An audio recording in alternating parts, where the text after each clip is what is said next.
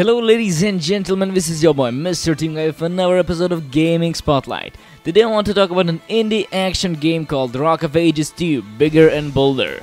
It was developed by Ace Team and published by Atlas USA on August 28th, 2017. I'm a huge fan of this idea and love the first game, but this game feels quite different compared to the first one, but not in a bad way. Here's why. You are way faster. This means that corners are really annoying and in most maps best choke points to bring your enemy to a halt, but it also means that avoiding obstacles of your opponents often is a bad choice. Simply because you gain so much speed in such a few seconds that it doesn't matter that you crush through 2 to 4 layers of walls before. Also, it is more beneficial to destroy the obstacles for your further runs, so just ram through nearly everything in your path, except animals, they will stop you.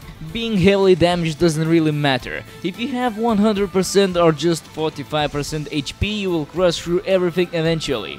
Further, the damage you will cause at the gate changes just a little. So if you plan obstacles for your opponent, keep in mind that your goal has either to stop him long enough to gain time advantage or to destroy his boulder completely. Because hurting him a bit doesn't help. Your traps/obstacles are much different. Sure, most of it exists in the first game, but some behave way different. For example, the cows aren't just a single cow to stand in the way. No, they are 5 and 3 to 3 area and they are sticky and therefore immobilize the enemy. Moreover, there's now a limitation of how many you can place from each, like only 3 gold mines, and you can't place them anywhere anymore. Also, it saddens me that breaking surroundings doesn't give much money anymore. Sure, you get a lot when you reach the gate, but I found it to be very tactical to calculate into your runs that you might destroy some houses on your way to gain cash. In my opinion, the map design didn't get better. The maps are fun and some have nice features, but I personally like every map from the first game better.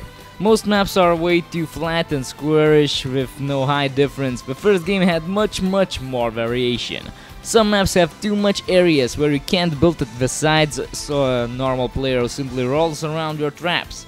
There are not so many beneficial shortcuts and they aren't quite risky. Many different boulders with unique effects and abilities. I bet in competitive there will be a very nice constellation between boulders and traps people will use. The game modes aren't all that new, but they work fine and are fun.